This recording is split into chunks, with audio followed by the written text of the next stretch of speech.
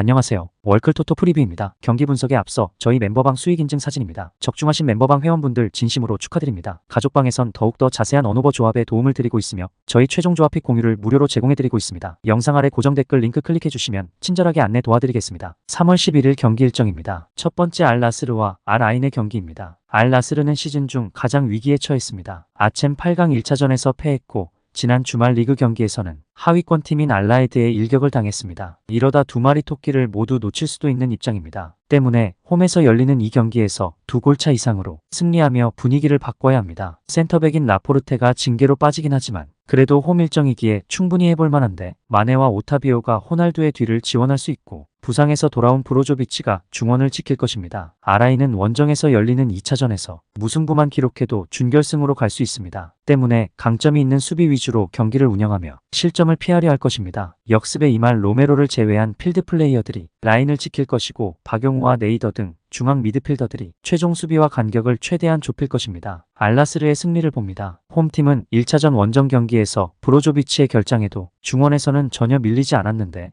이 경기에는 그가 돌아오기에 중원 우위를 가져갈 수 있습니다. 두텁게 수비 라인을 형성할 원정팀 상대로 마네와 오타비오, 야히야 등 2선 공격수들이 저돌적인 침투로 기회를 만들 알나스르가 승리할 것입니다. 두 번째 라치오와 우디네세의 경기입니다. 라치오는 하위 전력을 상대로는 그래도 가지고 있는 체급과 압박의 힘으로 승리를 곧잘 따내는 편. 하지만 압박의 힘이 지난 시즌에 비해서 떨어진 지금은 득점력에서의 기복이 상당히 심하다는 점을 명심해야 할 것. 우디네세를 상대로도 최근 무패를 이어가고 있지만 이기는 매치에서도 2골 차이 이상의 스코어로 이기는 경우는 보여주지 못하고 있는 것이 사실이다. 우디네세도 적어도 버티는 능력에 대한 고평가는 해줄 수 있는 전력이다. 일단 후방에 상당히 많은 인원을 투자하면서 적어도 두터운 수비벽을 쌓는 데에는 일가견이 있는 편. 하지만 공격 상황에서는 공격형 미드필더에게 전개와 찬스메이킹을 모두 맡겨야 하는 상황이니 우디네세가 보여주는 공격력이 늘 기복이 있다는 점은 어떻게 보면 필연이라고 할 수 있을 것 같다. 라치오가 체급으로 하위 전력을 앞서는 것을 잘하고는 있으니 라치오가 이긴다고 하더라도 큰 문제는 아닐 것으로 본다. 다만 우디네세의 수비와 두터운 후방에서의 인원,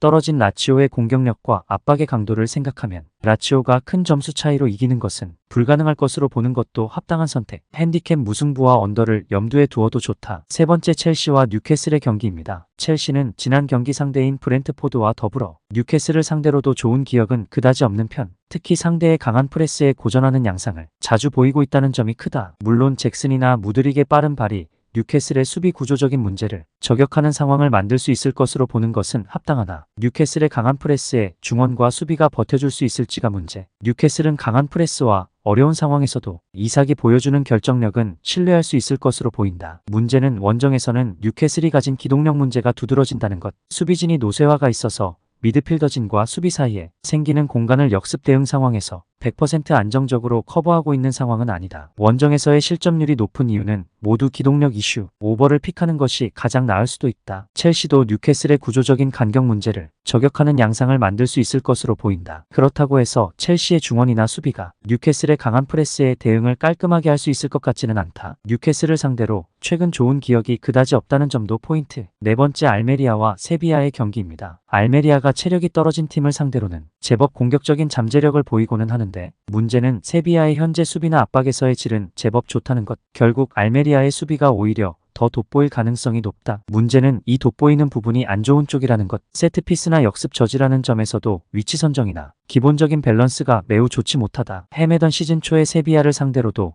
5골을 허용했을 정도. 세비야의 키케 플로레스 감독은 헤타페의 현재 단단함과 거친 플레이를 구축했다는 평가를 듣는 감독. 최근 이에 걸맞게 세비야의 압박 전술과 수비를 이식하면서 순항하고 있다. 물론 득점력이라는 면에서는 중앙에서의 빌드업 시퀀스를 잘 짜지는 못한다는 평가를 듣기도 하지만 적어도 알메리아를 상대로는 시즌 초 5대1 승리에 버금가는 성적을 낼 수 있다는 희망은 기대해 볼 수 있을 것. 세비야가 매우 유리한 매치라고 본다. 알메리아의 수비를 그만큼 신뢰하기는 어려운 상황이고 이미 세비야가 헤매던 시즌 초에도 5골을 퍼붓는 퍼포먼스를 보여준 바 있었다. 세비야의 수비력도 키케 플로레스 감독의 전술이 이식된 다음에는 제법 상승세를 띠고 있는 상태. 추천 배팅 드립니다. 가족방 입장은 고정 댓글 확인하시고 문의 주시면 실시간으로 무료 조합픽 받아보실 수 있으십니다. 오늘도 유익하셨다면 구독과 좋아요 부탁드립니다. 다음 분석 영상으로 또 뵙겠습니다. 시청해주셔서 감사합니다.